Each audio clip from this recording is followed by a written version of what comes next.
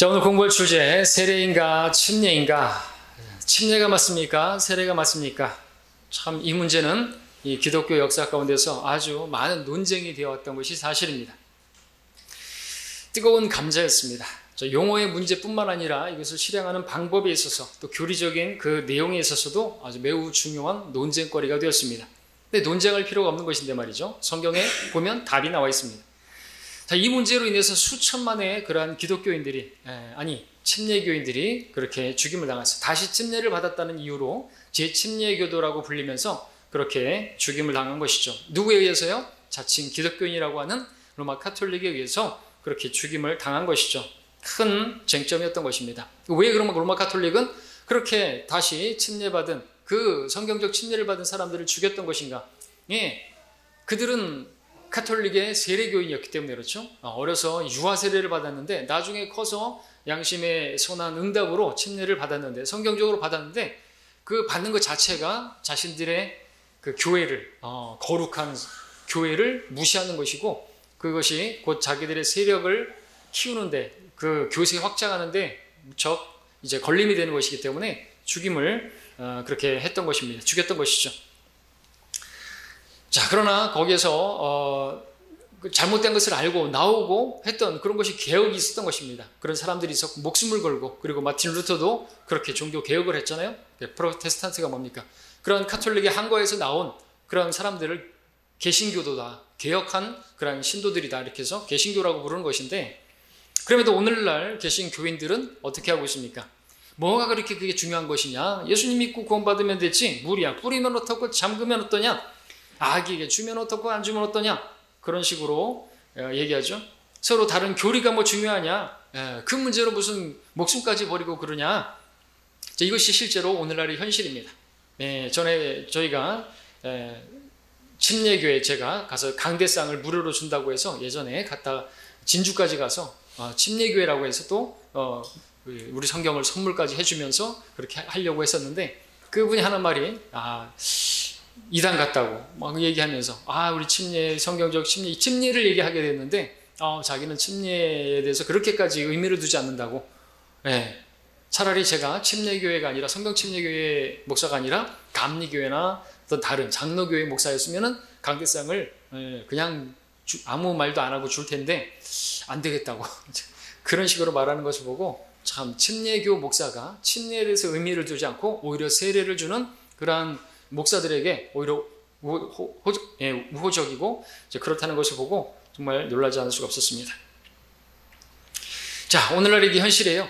그러나 교회는요 모든 것을 성경대로 실행해야 되는 것입니다. 성경 말씀에 따라 행해야 되는 것이죠. 진리를 거슬러서는 아무것도 할 수 없고요. 우리 진리를 통해서만 우리는 할 수가 있는 사람들이어야 하는 것입니다. 자, 성경에 나타난 침례를 보도록 하겠습니다. 성경에는요 세례가 아니라 침례가 나와 있어요. 성경만 보면 세례인가 침례인가 이 답은 분명히 얻을 수가 있어요. 자, 예수님께서는 세례를 받았습니까? 침례를 받았습니까? 침례를 받았습니다. 어떻게 알 수 있습니까? 성경을 보면 알 수 있죠. 성경을 여기다 세례라고 번역하면요 웃기는 것이 됩니다. 개그가 되는 것이에요. 마태복음 3장 13절에서 그때 예수께서 갈릴리로부터 요단강에 있는 요한에게 오셔서 그에게 침례를 받으려 하시더라 그랬습니다. 예수님께서 침례를 받기 위해서 어디를 오셨다고요? 요단강에 오셨다고 말씀하고 있습니다. 만약 세례가 성경적이라고 한다면 요단강까지 갈 필요가 없어요. 항상 그들은 뜨거운 곳에 있기 때문에 그죠? 그들은 수통을 가지고 가졌고 그런 물통이 있었을 거란 말이죠. 물병만 있었어도 충분히 할 수 있는 것인데 굳이 요단강까지 갈 이유가 뭐가 있냐 그죠? 그러나 침례를 받기 위해서는요 물속으로 들어가야 되기 때문에 침례 자체가 물속으로 들어가는 것이고 물에 잠기는 것이기 때문에 요단강으로 가야만 하는 거죠. 자, 나의 몸을 그렇게 장사 지내는 몸을 완전히 묻을 수 있는 그 정도의 물이 필요한 것입니다. 그래서 마태복음 3장 16절에서는 뭐라고 말합니까? 예수께서 침례를 받으시고 어떻게 해요? 물속에서 올라오시니라고 기록하고 있습니다. 물속에 들어갔다가 올라오신 것이죠. 이게 뭐죠? 세례입니까? 예수께서 세례를 받으시고 물속에서 올라오시니 이거는 난센스입니다. 말이 안 되는 것이죠. 물은 뿌리는 것인데 뭘 물속에서 올라와요? 물속에서 올라오셨다는 것은 요단강 속에 들어가셨다는 것이고 올라오셨다는 것인데 이게 무엇이냐 이거죠. 이것이 세례예요? 아닌 것이죠.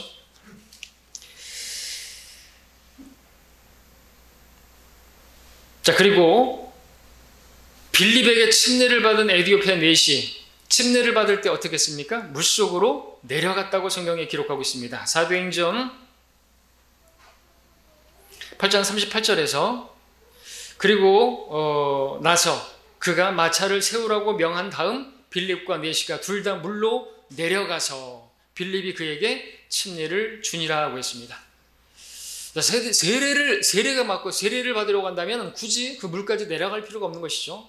예, 그리고 이 에디오피아 넷이 아주 높은 고위 관직인데 그 마차에 여러 가지 뭐 다 있었을 거 아니에요. 물이 없었겠습니까? 그래서 물을 찌끄리면 되는데 왜 굳이 그 가다가 물이 있는 곳을 발견하고 그 물이 있으니 여기서 침례를 받는 것이 좋겠다고 그렇게 말을 했던 것입니다.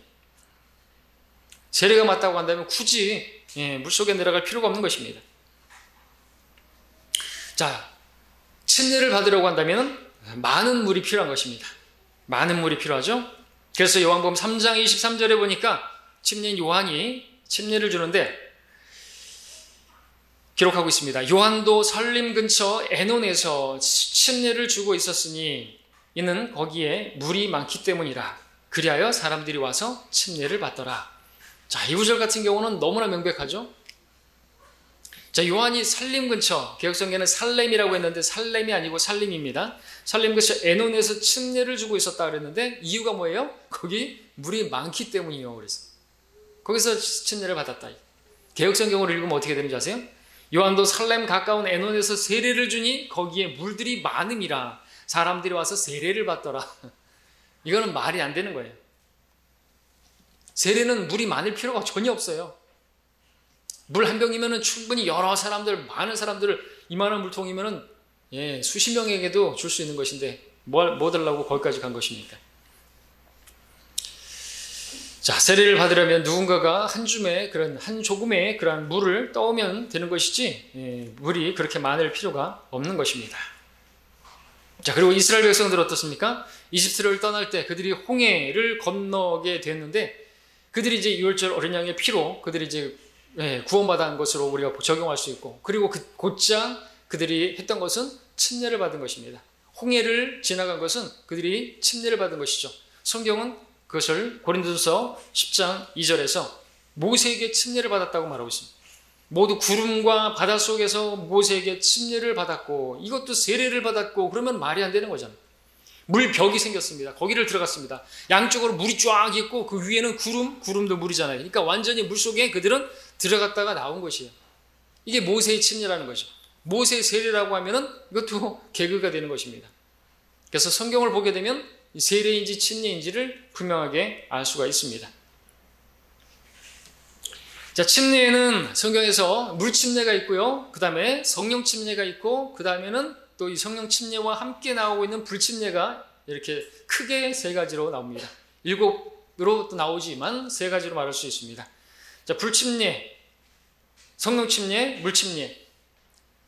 물 침례는 지금 우리가 말씀드렸던 물에 들어갔다가 나오는 것이죠. 구원받은 성도가 사실은 성령 침례 받은 성도가 자신의 그 성령 침례, 곧 그리스도 안으로 자기가 들어간 그리스도와 연합하게 되었다는 것을 간증하는 것이 물 침례죠. 자, 그러면은 그 구절이 있는데 성령 침례와 별개로 또 이제 불 침례가 있습니다. 마태복음 3장 11절에서 나는 정령 회개시키기 위하여 너희에게 물로 침례를 주거니와 내 뒤에 오시는 분은 나보다 더 능력이 많으시니 나는 그분의 신을 들 만한 자격도 없느니라. 그분은 성령으로 또 불로 너희에게 침례를 주시리라. 자, 여기 분명히 침례라고 해야지 주님께서 의도하신 것이 분명하게 드러납니다. 세례라고 하면 안 됩니다. 침례가 뭐예요? 완전히 잠기는 것이 들어가는 것입니다. 들어가는 것이. 자, 은사주의자들은 성령 침례를 받을 때 이 구절을 가지고 특별히 뜨거운 체험을 해야 한다. 불 받아야 된다. 그래서 불받아 그렇게 말을 하는데 그것을 불침례라고 말하지만 이 불침례는 그런 것이 아닌 것이죠. 불침례는 유황불못에 던져지는 것을 말하는 것입니다. 유황불못에 완전히 잠기는 것을 말하는 것입니다. 그래서 이 두 침례를 말하는 것이죠. 예수님을 이제 소개하는 침례인 요한이 예수님을 받아들여야만 성령 침례를 받게 되고 예수님을 받아들인 사람들은 성령 침례를 받게 되고 예수님을 거부한 사람들은 불 침례를 받게 된다는 것을 구분해서 성령으로 또 불로, 그러니까 성령과 불은 함께하는 게 아니에요. 사도행전에서도 그 불 같은 혀들이 나왔다 그랬지 불이라고 말하고 있지 않다는 거죠. 그러니까 성경을 단어들을 잘 봐야 되는 것입니다. 성령의 불이 아니에요. 성령으로 또 불로, 그러니까 두 가지 침례를 말하고 있다는 것이죠. 예수님을 받아들인 사람들은 성령 침례를 받게 되고 받아들이지 않은 사람은 불 침례를 받는 것이죠. 그래서 물 침례가 뭐예요? 물 속에 들어가는 거예요. 침례는 물 속에 들어가는 거잖아요. 잠길 침자예요. 불 침례는 뭐예요? 불 속에 들어가는 것이에요. 불 속에 빠지는 거예요. 불 받아라 그러면은 불 바다에 빠지는 거예요, 사실은. 부흥 강사들이 불 받으라고 말하는데 불 바다. 개혁성 성경 말하고 있죠? 누구든지 생명의 책에 기록되지 않은 자는 불못에 던져지더라. 불못, 불 바다, 불 호수. 네, 거기에 빠지는 거예요. 던져지는 거예요. 잠기는 거예요. 이게 뭐예요? 침례죠. 근데 그냥 물 침례가 아니고 불 침례예요. 물 불을 잘 가려야죠. 물 불을 못 가리면은 무서운 사람이죠. 예, 결국에는 불 침례를 받게 되는 것입니다. 자, 얼마나 그러니까 잘못된 것입니까? 자, 우리 용어를 좀 알 필요가 있는데, 이 밥티즘, 영어에서 밥티즘이라고 불리는 용어는요, 침례가 정확한 번역입니다. 그런데 일반적으로 이 용어가 세례나 침례에 있어서 구분 없이 다 사용하고 있죠. 그 책을 번역하는 사람이 세례교인이면 세례라고 번역하고 침례교인이면 침례라고 번역하는 그런 현실에 있는 것이 사실입니다. 자, 우리말에서 침례나 세례라는 용어, 단순히 물에 잠기느냐, 물을 뿌리느냐 하는 그 방법에 따라 분류된 용어이지만, 그러나 그냥 단순히 잠기고 뿌리는 정도의 문제가 아니라 여기에는 분명한 의미가 있습니다. 그렇기 때문에 우리는 구분해야 되고, 그렇기 때문에 분명히 이것을 나눠야 하는 것입니다. 올바로 나눠야 하는 거죠. 자, 먼저 세례가 무엇인가 용어를 좀 보죠. 세례라고 하는 것은 한자로 씻을 세자에 예식 예자를 쓰고 있죠. 씻을 세자입니다. 그러니까 세례는 물로 뭘 씻는 예식이라는 것인데, 무엇을 씻는다는 거예요? 무엇을 물로 씻는다는 것입니까? 죄를 씻는다는 것이에요. 그러면 세례를 받으면 죄가 씻겨지는 것인가? 아니죠. 절대 아니죠. 이에 대해서 성경 뭐라고 말합니까? 물은 바로 침례를 말하고 있는데, 베드로전서 3장 21절에서 예수 그리스도의 부활하심으로 인하여 이제 우리를 구원하는 모형이니 곧 침례라. 이것은 육체의 더러움을 제거하는 것이 아니라 하나님을 향한 선한 양심의 응답이라 그랬습니다. 어떤 육체의 더러움도 제거하는 것이 없고요. 그냥 이 침례는, 물 침례는, 이 물은 그냥 우리를 구원하는 모형이고, 우리가 하나님을 향한 양심의 응답으로, 신앙의 고백으로 그렇게 받는 것이죠. 모형일 뿐이지 누군가의 죄를 씻어주거나 그런 건 없는 것이죠. 우리의 죄를 씻는 것은 오직 예수 그리스도의 피밖에는 없는 것입니다. 그러므로 물을 뿌리는 것도 불경스러운 일이지만 거기다가 씻을 세자라는 말까지 붙여서 세례라고 명명하는 것은 더욱더 불경스러운 일임을 우리는 알아야 하는 것이죠. 자, 그렇다면 침례라는 말은 뭡니까? 한자로 침례, 담글 침자의 예식 예자죠. 물에 잠기는 의식을 말하는 거지. 물에 잠기는 예식을 말하는 것이죠. 앞에서 봤던 베드로전서 3장 21절에서 이 침례는 죄를 씻는다는 의미는 전혀 없고 단순히 잠기는 것입니다. 자, 그럼 이 잠기는 것이 뭐가 그렇게 중요한 것입니까? 잠김으로써 무엇인가를 분명히 드러내는 것인데, 이것은 바로 내가 그리스도와 함께 연합되었다. 내가 그리스도 안으로 완전히 잠기게 되었다. 내가 그리스도와 한 몸이 되었다. 라고 하는 완전한 결합을 의미하는 것이죠. 그분의 죽으심, 그분의 묻히심, 그분의 부활하심, 그것이 내 것이 되었다고 고백하는 것입니다. 그리스도와 하나가 되었다고 하는 그런, 이제는 더 이상 둘이 아니고 하나이죠. 우리 신랑이시고 우리는 신부잖아요.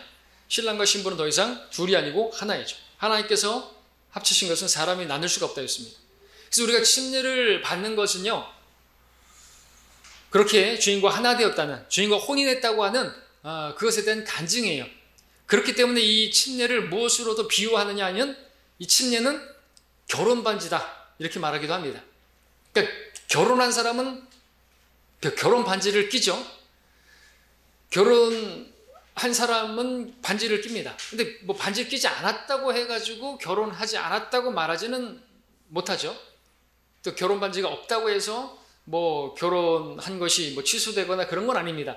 마찬가지로 우리가 침례를 받지 않는다고 해가지고 내가 주님과 결혼한, 주님과 혼인한 것이 아니거나 혼인하지 않은 것이라든지 또는 뭐 침례를 안 받았다고 해가지고 내가 주님과 혼인한, 내가 받은 구원이 뭐 없어지거나 구원을 잃어버린다든지 그런 건 아니라는 것이죠. 그러나 그렇게 구원받은 사람이 침례를 받는 건 당연한 것인데 마치 결혼한 사람이 결혼 반지를 끼는 것은, 그리고 자랑하잖아요. 그리고 간증하는 것이죠. 이 반지 자체가 나는 결혼한 사람입니다. 나는 임자 있는 몸입니다. 근데 못된 사람들이 반지를 빼갖고 돌아다니는 사람들 있죠. 왜 그래요? 그 사람 이상한 사람들이죠. 우리는 침례를 받는 것이에요. 자, 그런 의미입니다. 자, 그럼 이제 침례의 영적 의미를 좀 더 살펴보도록 하겠습니다. 자, 무엇인가를 간증한다고 한다면 간증의 내용이 있어야 되는데 미리 말씀을 드리긴 했지만 그 내용은 뭡니까? 예수 그리스도와 내가 하나가 되었다는 것이에요. 이 사실을 굳이 침례라는 방법으로 간증하는 이유는 침례만큼 내가 그리스도와 함께 죽고 묻히고 부활했다는 걸 잘 보여주는 다른 어떤 행위가 없기 때문에 그렇죠. 침례 영적 의미에 대해서 로마서 6장 3절 4절에서는 이렇게 기록하고 있습니다. 이것은 물 침례를 말하는 게 아닙니다. 물이 나오지 않습니다. 이거는 성령 침례요, 바로 우리 영적 침례의 의미를 보여주고 있습니다. 예수 그리스도 안으로 침례받은 우리가 그의 죽으심 안으로 침례받은 것을 알지 못하느냐? 그러므로 우리가 죽음 안으로 침례를 받아 그와 함께 장사되었으니 이는 아버지의 영광으로 인하여 그리스도께서 죽은 자들로부터 일으켜 주심과 같이 우리도 또한 생명의 새로운 가운데 행하게 하려 함이라 말씀하고 있습니다. 내가 구원받을 때 내가 그분과 함께 이제 죽었고 묻히고 부활했다는 것이죠. 로마서 6장은 물침례가 아니라 바로 성령 침례를 말하는 것이죠. 물침례를 받기 전에 성령 침례를 받은 사람이 이제 물침례를 받음으로써 자기가 이제 주님과 함께 죽었고 나는 이제 이 세상에 대해서 죽고 육신을 위해 살지 않고 이제 바로 여기 로마서 6장에 말할 것 생명의 새로운 가운데서 내가 이제 행하겠다. 바로 예수 그리스도의 생명으로 이제 내가 부활한 삶을 살겠다. 그리스도를 나타내는, 그리스도의 생명을 나타내는, 그리스도를 나타내는 삶을 살겠다라고 하는, 나를 드러내고 나를 위해 사는 삶이 아니라 이제 그리스도의 생명을 나타내는 삶을 살겠다라고 하는 간증이라는 것이죠. 교도소에 들어갔다 나온 사람들이 이제 이전에 나는 죽었고 나는 이제 새 사람이 되었다 그러면서 이렇게 간증하는 것처럼 바로 우리가 침례라고 하는 것이 영적 의미가 그런 것이죠. 단순히 물에 들어갔다 나오는 게 아니라 단순히 내가 이제 주님과 함께 죽었고 내가 주님께서 십자가에서 나를 위해서 죽었고 나는 이제 죽었고 나는 이제 주님께서 부활하신 것처럼 나도 이제 부활할 것이다 라고 하는 그 정도뿐만 아니라 나는 이제 이 땅에서의 삶도 그분을 위해서 살겠다. 이전에 나는 죽고 나는 이제 예수님의 생명으로 다시 태어났다. 거듭났다. 새로 태어난 나는 이제 새로운 피조물로서 그리스도의 생명의 새로운 가운데서 이제 행하겠다 라고 하는 것이 침례의 영적 의미라는 것이죠. 그러니까 침례를 받았다고 한다면 이제 교회에 속하는 것이고 그 침례를 통해서 우리가 교회의 어떤 그 회원으로 받아들여지는 간증을 하는 것이고 그렇게 침례를 받은 사람들은 더 이상 자신의 육신을 위해서 신앙생활에서도 안 되고 자기를 드러내려고 해서도 안 되는 것입니다. 그죠? 자기가 좀 못마땅하고 자기가 좀 대우 받지 못한다고 해서 그것 때문에 어떤 뭐 화를 낸다든지 또는 뭐 교회를 떠난다든지 그것은 침례를 잘못 받은 것이죠. 침례 의미를 모르고 받은 것이겠죠. 몰랐다면 알면 되는 것이고요. 자, 그래서 이 침례는 물침례로 간증하기 전에 먼저 경험해야 할 영적 침례, 성령 침례인데 성도가 그리스도 안으로 침례 받은 것은 그분의 몸 안으로 잠기게 된 것이죠. 나는 그분의 몸의 일부가 되었고 그래서 그분의 죽음, 내 죽음이 되었고 그분의 부활, 내 부활이 되었다. 이것을 모형으로 간증하는 것이 바로 물에 잠겼다가 나오는 것입니다. 침례이죠. 골로새서 2장 12절에서도 그것을 말하고 있습니다. 너희가 침례로 그와 함께 장사되었고 또 하나님께서 그를 죽은 자들로부터 살리신 역사를 믿음으로 말미암아 너희도 그와 함께 살아났느니라. 죽고 장사되고 살아나고 여기 나올 때 침례가 나오죠. 침례가 그러한 의미인 것이죠. 로마서 6장과 동일하게 영적 침례의 그 의미를 제시하고 있습니다. 그렇기 때문에 이제 침례를 집례하는 그 목사는 어떻게 말합니까? 침례를 받는 사람에게 먼저 당신은 예수 그리스도의 피로 죄 사함 받았습니까? 구원 받았습니까? 이렇게 질문하고 그 구원받은 것을 확인한 다음에 그에게 당신은 이제 예수 그리스도와 함께 죽었고 말하면서 그를 물속에 집어넣으면서 그리스도와 함께 장사되었고 그리고 그 집어내면서 그리스도와 함께 부활했습니다. 라고 그렇게 말을 하는 것입니다. 자, 그렇기 때문에 누가 침례를 받는가? 이 문제로 이제 넘어가게 되는데 누가 침례를 받을 수 있는 것입니까? 반드시 예수님을 자신의 구세주로 예수님의 피가 자신의 모든 죄들을 깨끗하게 했다는 사실을 받아들인 성도만이 그렇게 고백한 사람만이 침례를 받아야 하는 것이죠. 그래서 침례 전에 그가 구원받았는지를 확인하는 것입니다. 그 사람은 회중 앞에 나아가 자신의 구원 간증을 할 수도 있고 또 침례를 받음으로써 회중 앞에 성도들에게 특별히 교회 성도들에게 자신이 구원받은 성도임을 간증할 수가 있는 것입니다. 그래서 침례는 간증이에요. 또한 구원의 간증이 있는 이 성도가 구원을 받았다라고 하는 그 간증이 있는 성도가 침례를 받아야 한다라고 하는 것은 자연스럽게 유아 세례는 줄 수 없다는 것을 의미하는 것이죠. 왜냐하면 유아는 자신이 구원을 간증할 수 없지 않습니까? 그리고 유아는 죽어도 하늘나라 갑니다. 왜냐하면 선악간에 분별이 없기 때문에. 그러니까 아이들에게 뭐 하려고 그렇게 세례를 주는 것입니까? 역사를 보게 되면 고대 이집트 아이가 태어나면 그 나일강에 가서 제사를 지내고 아이에게 물을 뿌리는 관습이 있었어요. 자, 이교도들을 포교 활동하기 위해서 로마 카톨릭은 그것을 가져온 것입니다. 크리스마스, 부활절, 계란 이런 것들이 다 어디서 난 거예요? 이교도들의 그 풍습들이지 않습니까? 그런 것들을 가져다가 다 기독교화한 것이 로마 카톨릭이에요. 유아 세례도 마찬가지라는 것이죠. 아기에게 뭘 뿌려요? 아기들이 일찍 죽으니까 죽기 전에 침례, 세례를 준다고. 아기를 물속에 집어넣을 수는 없으니까 세례를 준다고. 이런 궁색한 집. 또 무슨 군인들에게 이제 군인 전쟁으로 나가는데 그들에게 세례를 준다고. 침례를 줄 시간이 없으니까. 왜 뭐 달라고?